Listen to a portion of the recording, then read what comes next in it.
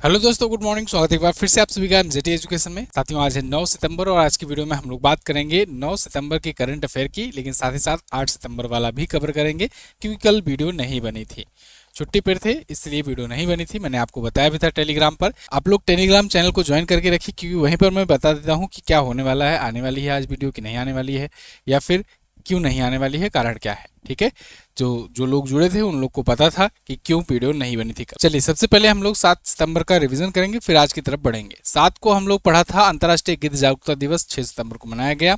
26 अपंजीकृत social media platform को नेपाल ने ban कर दिया है और इसकी वजह से वहां पर भयंकर आक्रोश भी फैल गया है।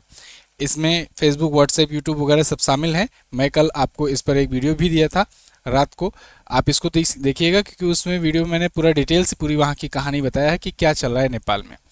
भयंकर रूप ले लिया है प्रोटेस्ट और वहाँ पर मतलब लोग सत्ता परिवर्तन की तरफ आगे बढ़ रहे हैं। 26 सोशल मीडिया ऐप बैन करने के पीछे का कारण भी निकल कर के सामने आया है। आप कल वाली वीडियो जरूर देखिएगा, काफ़ी इंटरेस्टिंग है। भारत का पहला गिद्ध संरक्षण पोर्टल लॉन्च किया गया है असम में। भारत में गिद्धों की 9 प्रजातियां पाई जाती हैं।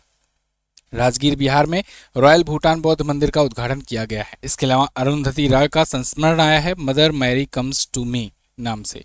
स्टार्टअप्स को बढ़ावा देने के लिए डीपीआईआईटी ने अभी आईसीआईसीआई बैंक के साथ समझौता किया है। सरस आजीविका मेला का 27वां संस्करण सितंबर 2025 में नई दिल्ली में शुरू हुआ है और केंद्रीय मंत्री एस जयशंकर ने नई दिल्ली में समिथा सम्मेलन का उद्घाटन किया है। पीयूष गोयल को खनन मंत्रालय का सचिव नियुक्त किया गया है। ये मंत्री वाले, केंद्रीय मंत्री वाले पीयूष गोयल नहीं है, ठीक है, आईएएस हैं। आनंद वी पाटिल को बेंगलुरु में प्रोफेसर वी के गोकाक पुरस्कार से सम्मानित किया गया है। ये टॉप 10 करंट अफेयर के क्वेश्चंस थे 7 सितंबर से, जिनका आपने रिवीजन किया। अब हम लोग 8 और 9 सितंबर के करंट अफेयर को पढ़ेंगे डिटेल से। ठीक है, इसकी क्विज और पीडीएफ सब आपको एमजेटी ऐप पर दे दी जाती है फ्री में, वहां से आप डाउनलोड कर सकते हो, प्राप्त कर सकते हो। पीडीएफ आपको टेलीग्राम पर भी दी जाती है। टेलीग्राम पर रोजाना रात को 9 बजे आपको पीडीएफ मिलती है, तो आप पीडीएफ यहाँ से डाउनलोड कर लिया करो। पहला क्वेश्चन देखते हैं, अंतर्राष्ट्रीय साक्षरता दिवस कब मनाया गया? तो अंतर्राष्ट्रीय साक्षरता दिवस ये 8 सितंबर को मनाया जाता है। बहुत ही फेमस, बहुत ही इंपॉर्टेंट डे है, इंटरनेशनल लिटरेसी डे। पूरी दुनिया भर में लिटरेसी को बढ़ावा देने के लिए, लिटरेसी फैलाने के लिए, दुनिया में लोगों को साक्षर करने के लिए, पढ़ा लिखा बनाने के लिए ये दिवस बनाया जाता है। इस बार की थीम है promoting literacy in the digital era. Digital युग में कैसे साक्षरता को बढ़ावा दिया जाए, साथ ही साथ को थीम भी रखी गई है। उद्देश्य है दुनिया भर में साक्षरता को बढ़ावा देना। अच्छा, अभी जो पेट का एग्जाम हुआ तो उसमें दिवस की थीम पूछी जा रही है ना, दिवस की थीम पूछी गई। तो हालांकि देखो, एनालिसिस करने पर एसएससी ने बैन कर दिया, एसएससी अलग ही लेवल पर खेल रहा है, लेकिन देखो पेट के एग्जाम में थीम पूछी गई, इसीलिए थीम इंपॉर्टेंट होती है, इसको आप ध्यान दिया करो जो भी थीम बताई जाए। और मैं आपको हर जब भी कोई दिवस आता है जिसमें थीम दिया रहता है उसको बताता हूँ, तो आप थीम जरूर ध्यान से पढ़ा करो। इस दिवस की शुरुआत 1967 से की गई थी, घोषणा 26 अक्टूबर 1966 में की गई थी। अच्छा, एक और जरूरी बात, अगस्त मंथ की ई बुक भी आ गई है और साथ ही साथ में ऑफर भी आ गया है, क्योंकि उधर मैं बिजी था नहीं अवेलेबल यहाँ पर, तो इसलिए टीचर्स डे पर आप लोग को कुछ दे नहीं पाया।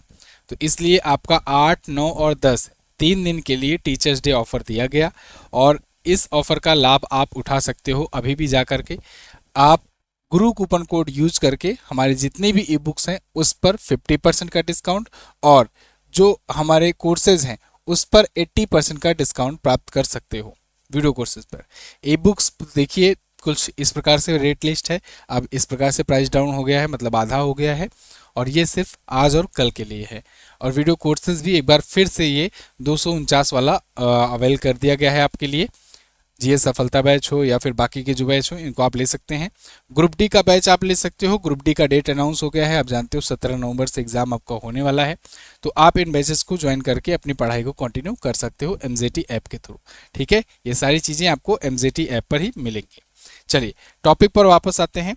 अगला क्वेश्चन है, सेना प्रमुख जनरल उपेंद्र द्विवेदी द्वारा विमोचित पुस्तक ऑपरेशन सिंदूर के लेखक कौन है? अभी सेना प्रमुख, भारतीय थल सेना के प्रमुख उपेंद्र द्विवेदी जी ऑपरेशन सिंदूर नाम का एक पुस्तक लॉन्च की। इसको लिखा है केजीएस ढिल्लन ने। आप ये पुस्तक देखिए, ये है पुस्तक, ठीक है, इसको लिखा हुआ है लेफ्टिनेंट जनरल केजीएस ढिल्लन ने। Operation Sindoor the untold story of India's deep static inside Pakistan, ठीक है, स्ट्राइक्स इनसाइड पाकिस्तान। ये पुस्तक का पूरा नाम है। रिटायर्ड लेफ्टिनेंट जनरल है KGS ढिल्लन, इनकी ये पुस्तक है।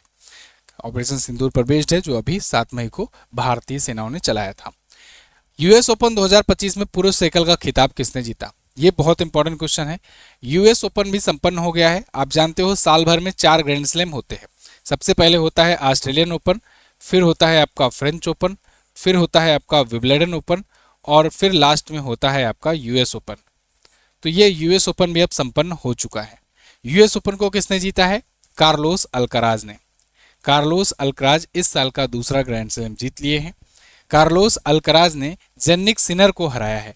देखिए, जेनिक सिनर और कार्लोस अल्कराज के बीच ही पूरा साल रहा, या तो जेनिक सिनर जीते या तो कार्लोस अल्कराज जीते। ठीक है, बारी बारी ये दोनों जीतते रहे। साल का चारों ग्रैंड स्लैम इन्हीं दोनों के बीच रहा। खैर, अगर अल्कराज की बात करें तो अल्कराज के टोटल ग्रैंड स्लैम की संख्या 6 हो गई है। अब तक ये 6 ग्रैंड स्लैम जीत चुके हैं, और ये स्पेनिश खिलाड़ी विश्व के नंबर 1 रैंकिंग एक बार फिर से हासिल कर लिए है, जेनिक सिनर को पीछे कर। जैसे मैंने आपको बताया, ये साल इन्हीं दोनों के बीच रहा। जेनिक सिनर नंबर 1 रैंकिंग पर थे, फिर इनको ये पीछे कर लिए जीत करके। अगर हम लोग और बाकी के इवेंट की बात करें, क्योंकि आप जानते हो जो भी टेनिस का टूर्नामेंट होता है ग्रैंड स्लैम, इसमें 5 इवेंट होते हैं। एक होता है मेंस सिंगल, फिर होता है मेंस डबल, फिर होता है विमेंस सिंगल, फिर होता है विमेंस डबल, और फिर एक होता है मिक्स डबल। तो मेंस सिंगल हो गया, कार्लोस अल्कराज ने जीता। विमेंस सिंगल जीता आरियाना सेबलेंका ने, बेलारूस की हैं। मेंस डबल्स जो जीता ये जीता मार्सेल मानोगरेस स्पेन ने, और हेरासियो जेबालोस ने। महिला युगल में गैब्रिएला डेब्रोस्की और एलिन रूटलिफ ने जीता। मिक्स डबल्स में सारा एरियाना और अंद्रा वावासोरी ने जीता हुआ है। अब इस साल में अभी तक जो ग्रैंड स्लैम हुए हैं सबका एक बार रिवाइज कर लो, क्योंकि ये यूएस ओपन आखिरी था। तो इस साल किसने किसने जीता है, कम से कम मेंस सिंगल और विमेंस सिंगल आपको पता होना चाहिए। चलिए, बहुत आसान है पुरुष वाला। तो देखो, जेनिक सिनर सबसे पहले शुरुआत करते हैं ऑस्ट्रेलियन ओपन से, फिर फ्रेंच ओपन कार्लोस अल्कराज जीते, फिर उसके बाद जेनिक सिनर विंबलडन ओपन जीते, फिर कार्लोस अल्कराज जीत गए यूएस ओपन। ठीक है ना? तो अब देखो, आप ये यूएस ओपन जीते हैं, है ना? तो देखो आप एक के बाद एक याद रहेगा। कार्लोस अल्कराज जीते हैं फ्रेंच और यूएस, और जेनिक सिनर ऑस्ट्रेलियन और विंबलडन जीते हैं। महिलाओं में आ जाते हैं। महिलाओं में ऑस्ट्रेलियन ओपन जीता है मेडिसन कीज ने, इसके बाद फ्रेंच ओपन जीता कोको गॉफ ने, फिर उसके बाद विंबलडन चैंपियनशिप विंबलडन ओपन का जीता इगा स्वितक ने, और आरियाना सेबलेंका जो है ये यूएस ओपन जीत गई हैं। याद रहेगा?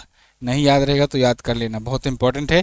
ये क्वेश्चन आपसे पूछा जाएगा। चारों का चारों ग्रैंड स्लैम एक ही जगह पर मैं आपको इसीलिए दे दिया हूं। अगला क्वेश्चन देखते हैं। हाल ही में आयोजित 82वें वेनिस फिल्म समारोह में ओरिजोंटी खंड में सर्वश्रेष्ठ निर्देशक का पुरस्कार किसने जीता? तो 82वें वेनिस फिल्म समारोह भी आयोजित हुआ, और इसमें अनुपर्णा राय ने ओरिजोंटी में खंड सर्वश्रेष्ठ निर्देशक का पुरस्कार जीता। एकमात्र भारतीयों का मिला ये पुरस्कार है, मतलब एकमात्र भारतीय रही जिनको ये पुरस्कार मिला। इन्होंने इनकी film songs of forgotten trees, इस फिल्म के लिए इनको ये अवार्ड मिला हुआ है। इस श्रेणी में एकमात्र भारतीय प्रविष्टि था। मुंबई में 2 प्रवासी महिलाओं की कहानी पर आधारित ये था film songs of forgotten trees. इसके लिए अनुपर्णा राय को ये अवार्ड मिला है। किसका? बेस्ट डायरेक्टर का। इसके अलावा भी इसमें और भी अवार्ड दिए गए, लेकिन वो किसी भारतीय को नहीं मिले। फिर भी आप ध्यान के लिए रखे रहना याद। गोल्डन लायन अवार्ड जिम जार्मुस को मिला है। सिल्वर लायन अवार्ड मिला कैथर बेन हानिया को। बेस्ट एक्टर का अवार्ड मिला टोनी सर्विलो को, और बेस्ट एक्ट्रेस का अवार्ड मिला सिन जिलेई को। ठीक है, याद रहेगा। आगे बढ़ते हैं। हाल ही में आयोजित अंतर्राष्ट्रीय पृथ्वी विज्ञान ओलंपियाड में एकमात्र गोल्ड मेडल किसने जीता? अंतर्राष्ट्रीय पृथ्वी विज्ञान ओलंपियाड ये आयोजित किया गया। इसमें भारतीयों ने जीता 7 मेडल टोटल। इन 7 मेडल में एकमात्र गोल्ड था, एक ही गोल्ड था, और वो एकमात्र गोल्ड जीता रेयांश गुप्ता ने। किसने?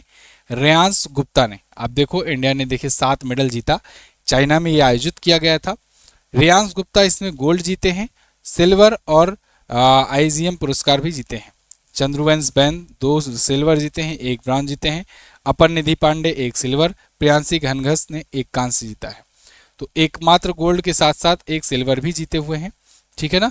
तो टोटल 7 मेडल आए हैं, 1 सिल्वर, 1 गोल्ड, 4 सिल्वर और 2 कांस्य और 1 IGYM रिपोर्ट में तीसरा पुरस्कार। तो जितेंद्र सिंह ने छात्रों को सम्मानित किया है, उनकी वैश्विक वैज्ञानिक उत्कृष्टता की सराहना भी की है।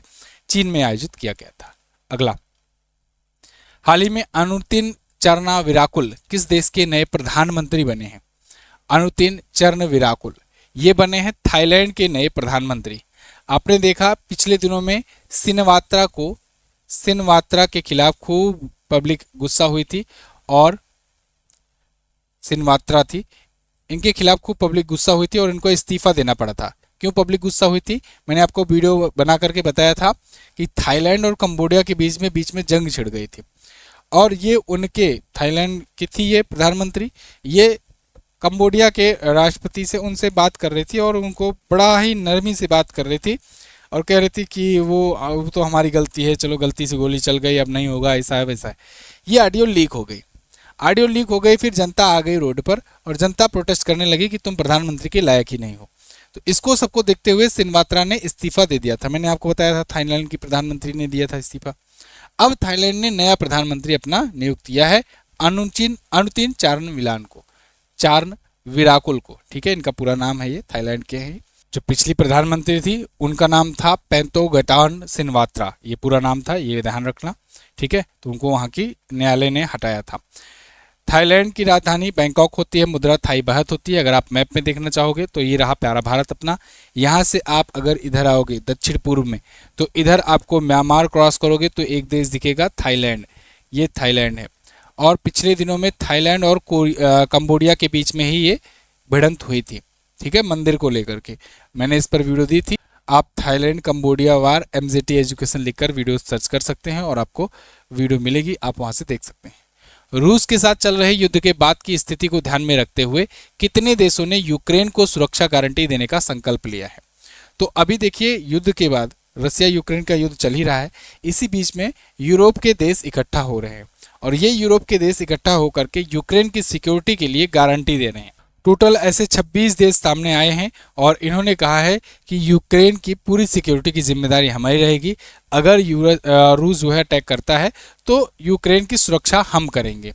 तो घोषणा पत्र फ्रांस के राष्ट्रपति इमैनुअल मैक्रोन ने 4 सितंबर को पेरिस में हुए शिखर सम्मेलन के दौरान की। यहाँ पर फ्रांस के राष्ट्रपति जो इमैनुअल मैक्रोन है, ये लीडरशिप में आ रहे हैं, मतलब आगे आ रहे हैं और इन्होंने कहा है सबको इकट्ठा करके कि आओ सब लोग, हम देते हैं सिक्योरिटी की गारंटी। क्योंकि नाटो का मेंबर तो है नहीं यूक्रेन, नाटो का मेंबर होता तो नाटो का आर्टिकल 5 अपने आप ही इनको रोक देता।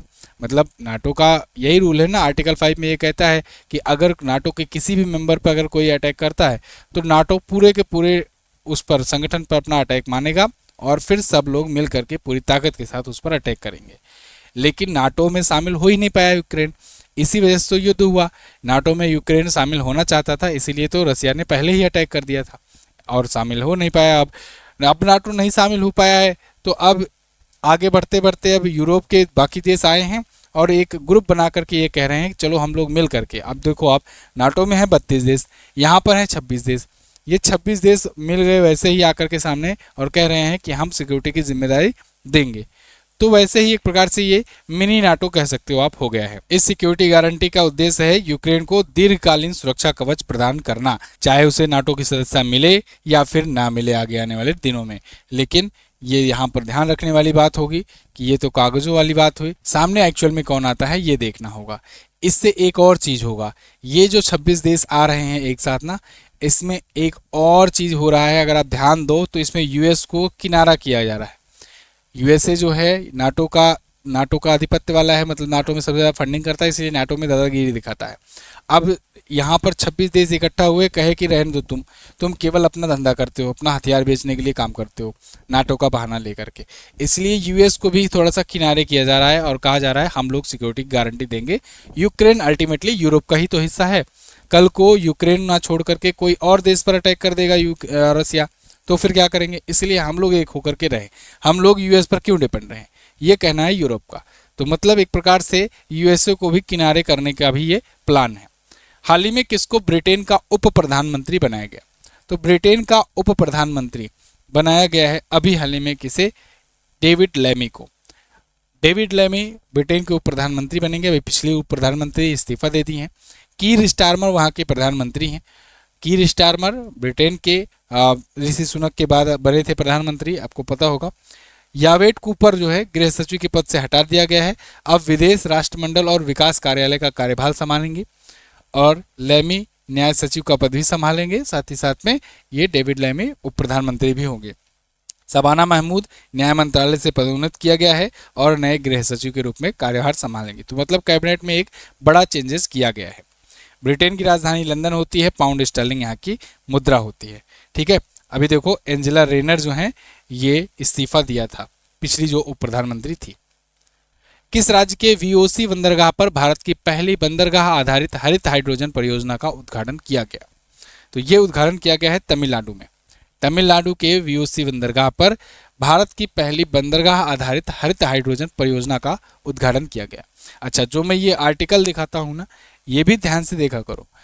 जो भी आर्टिकल्स आते हैं, कभी कभी ये रहता है कि एक दिन पुराना रहता है, कभी कभी 2 दिन पुराना। जैसे ये अपडेट है 5 सितंबर का, तो क्या होता है कि कभी कभी मान लो मतलब जैसे एग्जामिनर बदमाशी ही करने के मूड में है, तो वो डेट एकदम एग्जैक्टली पूछ लेता है कि ये चीज़ की घोषणा कब हुई थी, 5 सितंबर को, 6 सितंबर को, 8 सितंबर को, 9 सितंबर को।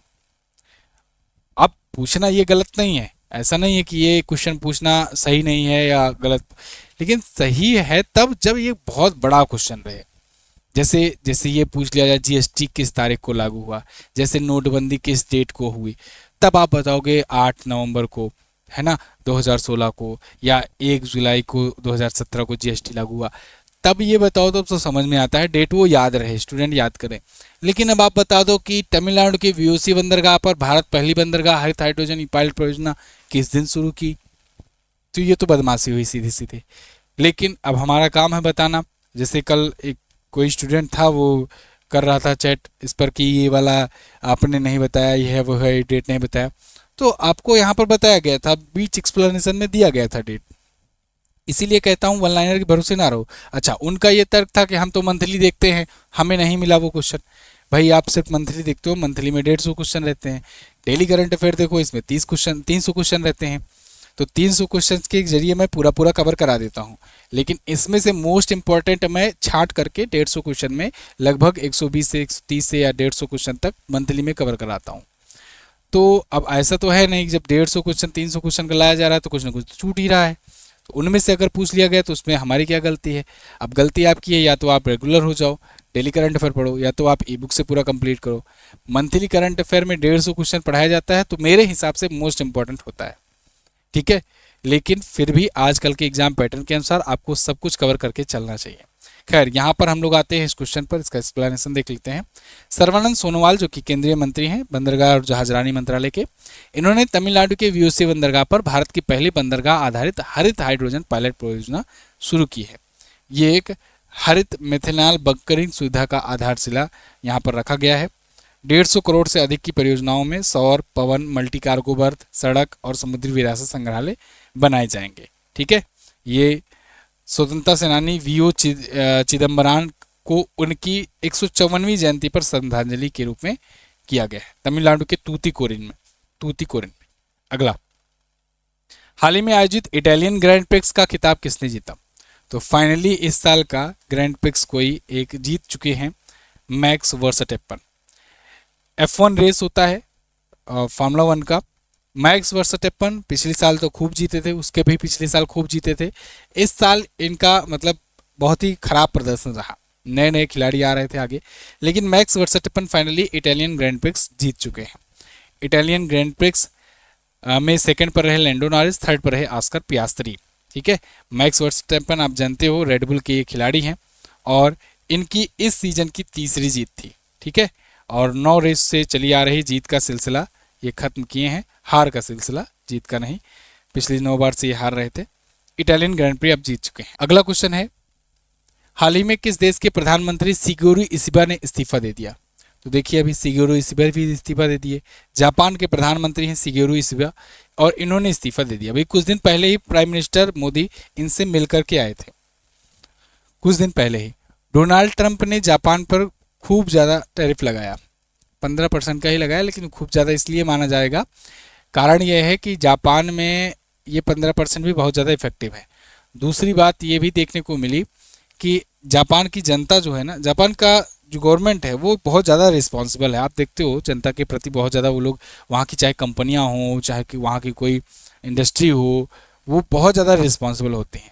बताया जाता है कि 10 सेकंड 15 सेकंड अगर लेट हो जाती है ट्रेन वहाँ पर तो रोक करके माफ़ी मांगते हैं पूरा सबसे, है ना। तो बहुत सारी चीज़ें होती हैं। तो ऐसे में जब टैरिफ लगा तो वहाँ की इकोनॉमी काफ़ी ज़्यादा चरमरा गई। तो इसको देखते हुए वहाँ के प्रधानमंत्री ने इस्तीफा दे दिया।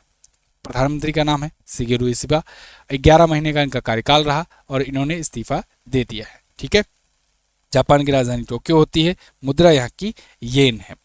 तो फिलहाल याद रखना, यूएसए ने जापान पर कितना % टैरिफ लगाया है? 15%। ये आपसे पूछा जा सकता है क्योंकि इन्होंने इस्तीफा इसी कारण से दिया है। सितंबर 2025 के बॉम्बे हाई कोर्ट के मुख्य न्यायाधीश कौन नियुक्त किए गए? तो बॉम्बे हाई कोर्ट के अभी आपने देखा था आलोक आराधे थे, ये प्रमोट होकर के गए सुप्रीम कोर्ट। तो अब ये पद रिक्त था। इस रिक्त को पद को भरने के लिए श्री चंद्रशेखर जी को, जस्टिस श्री चंद्रशेखर को नियुक्त किया गया है बॉम्बे हाई कोर्ट का नया चीफ जस्टिस। यह है चंद्रशेखर साहब और इनको कानून मंत्री अर्जुन राम मेघवाल की घोषणा के अनुसार नियुक्त किया जाएगा बॉम्बे हाई कोर्ट का नया मुख्य न्यायाधीश। अब आप कहोगे कि ये केंद्रीय मंत्री जो कानून मंत्री हैं ये कैसे घोषणा कर रहे हैं? नियुक्ति तो राष्ट्रपति करता है।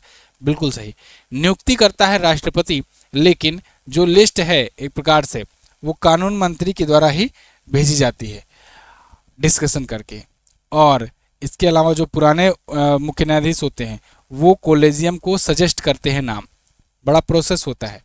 तो देखने में बाहर बाहर से तो ये होता है कि नियुक्त किया राष्ट्रपति, लेकिन राष्ट्रपति को क्या पता कि किसको बनाना चाहिए किसको नहीं बनाना चाहिए। वो लिस्ट तो आनी चाहिए, सजेशंस तो आनी चाहिए। तो वो सजेशंस कोलेजियम के आधार पर कानून मंत्री के पास आता है, कानून मंत्री डिसाइड करके राष्ट्रपति के पास भेजता है, राष्ट्रपति उस पर मुहर लगा करके फाइनल करता है कि किसे नियुक्त करना है। ठीक है ना। तो ये है बॉम्बे हाईकोर्ट के नए मुख्य न्यायाधीश। आप जानते हो भारत में 25 हाई कोर्ट्स हैं। उन 25 हाई कोर्ट्स में जो सबसे लेटेस्ट हाई कोर्ट है वो है अमरावती हाई कोर्ट। और अमरावती हाई कोर्ट कहाँ का है? आंध्र प्रदेश का। ठीक है ना, ये भी याद रखना। और सबसे बड़ा हाई कोर्ट कौन सा है? इलाहाबाद का हाई कोर्ट है। अगला, पर्यावरण संरक्षण को बढ़ावा देने के लिए किसको एनएचपीसी का सीएमडी नियुक्त किया गया? एनएचपीसी का सीएमडी भूपेंद्र गुप्ता जी। भूपेंद्र गुप्ता को एनएचपीसी यानी कि national hydro electric power corporation का बनाया गया है नया CMD, chairman and managing director. तो कैबिनेट की नियुक्ति कमेटी ने इनको नियुक्त किया है। राजकुमार चौधरी के स्थान पर ये आए हुए हैं। इससे पहले ये टीएचडीसीआईएल के निदेशक रह चुके हैं और एसजेवीएन के अंतरिम सीएमडी का भी ये कार्यभार देख चुके हैं। अब ये national hydro electric power corporation के अध्यक्ष होंगे, जिसकी स्थापना 1975 में हुई थी। फरीदाबाद हरियाणा में हेडक्वार्टर है। क्लियर। अगला क्वेश्चन 2 दिनों का है इसलिए ज्यादा क्वेश्चन है। पुरुष हॉकी एशिया कप 2025 का फाइनल किसने जीता? तो पुरुष हॉकी एशिया कप इसको जीत लिया है साथियों भारत ने दक्षिण कोरिया को हराया। भारत में आप जानते हो बिहार के राजगीर में आयोजित हुआ था और इसी विनिंग के साथ भारत ने वर्ल्ड कप के लिए भी क्वालिफाई कर लिया है। भारत की टीम ने दक्षिण कोरिया को हराया। 8 साल बाद भारत ने ये खिताब जीता हुआ। 2026 में वर्ल्ड कप होगा हॉकी का बेल्जियम और नीदरलैंड में, उसके लिए भारत ने क्वालिफाई कर लिया है। ये भारत का टोटल चौथा ये एशिया का खिताब है। 2003, 7, 17 और 25 में इन्होंने जीता है पुरुष हॉकी एशिया कप। ठीक है। तो 2025 का आयोजन राजगीर बिहार में 29 अगस्त से 7 सितंबर तक चला। अगला, किस देश के 102 वर्ष के व्यक्ति ने माउंट फूजी पर सफलतापूर्वक चढ़ाई पूरी करके गिनीज वर्ल्ड रिकॉर्ड में अपना नाम दर्ज कराया? तो देखिए, जापान के 102 वर्षीय व्यक्ति ने माउंट फूजी पर, जापान का ही एक चोटी है, पीक है, उस पर चढ़ करके एक नया वर्ल्ड रिकॉर्ड बनाया है। तो कोकिची अकुजावा नाम था इनका। सफलतापूर्वक चढ़ाई की है इन्होंने। जापान का सबसे ऊंचा और प्रतीकात्मक पर्वत है फूजी, माउंट फूजी, 3776 मीटर ऊंचा। तो इनकी 70 वर्षीय बेटी, पोती, पति और ये सब इनके साथ शामिल रहे और ये सब ने यहाँ पर चढ़ाई की हुई है। इससे पहले ये रिकॉर्ड बना चुके हैं अकुजावा जो हैं। इससे पहले 96 वर्ष की उम्र में चढ़ी थी, 6 साल और जी गई, तो इन्होंने कहा एक बार फिर से चढ़ाई करते हैं। 102 साल की उम्र में चढ़ाई करने का रिकॉर्ड इन्होंने बनाया। ठीक है। तो ये थे टॉप 15 क्वेश्चन 2 दिनों से। आई होप आपको वीडियो पसंद आई होगी, इन्फॉर्मेटिव लगी होगी। देखिए सारा क्वेश्चन आपका कवर कराया जाता है, कोई चीज़ छोड़ा नहीं जाता है, लेकिन आपको थोड़ा सा धैर्य बना करके रखना होगा। कभी कभी देखो हमारी भी दिक्कतें हैं, हमारी भी फैमिली की ज़रूरतें होती हैं, और फैमिली फर्स्ट, ठीक है ना। काम धाम चलता रहता है, लेकिन फैमिली भी इम्पोर्टेंस होता है। देखो पैसा कमाने का, केवल पैसा ही कमाते रह जाओ सब कुछ छोड़ छाड़ करके, वो भी नहीं ठीक होता है, ठीक है ना। अल्टीमेटली ये जीवन है। फैमिली को जब आपका फैमिली संतुष्ट ही नहीं रहेगा तो क्या मतलब होगा। इसलिए कभी कभी हमें भी रेस्ट चाहिए होता है, उसके लिए माफ़ किया करो, है ना। हम कोई मशीन नहीं है कि इतना 7 बजे ऑन किए 7 बजे चलने लगा सब, उसके बाद ऑफ़ कर दिए तो ऑफ़ हो गया सब। और ना ही हमारी कोई इतनी बड़ी टीम है ना, कि हम हैंड ओवर कर दें कोई। चलिए, तो पीडीएफ आप डाउनलोड कर सकते हो टेलीग्राम पर, बाकी ऑफर का आप फ़ायदा उठा सकते हो। हाँ, इस बात की मैं गारंटी दे सकता हूँ कि आपका कोई क्वेश्चन छूटेगा नहीं, हर क्वेश्चन आपका कवर कराया जाएगा। कोई भी एक क्वेश्चन छूटता है तो अगले दिन मैं उसको कवर करा देता हूँ, ठीक है ना। तो इसलिए आप इस बात से निश्चिंत रहो। चलिए, डॉक्टर सर्वपल्ली राधाकृष्णन को किस वर्ष भारत रत्न से सम्मानित किया गया? तो 1954 में। मेघालय निम्न में से किस राज्य से अपनी सीमा साझा करता है? तो असम से साझा करता है।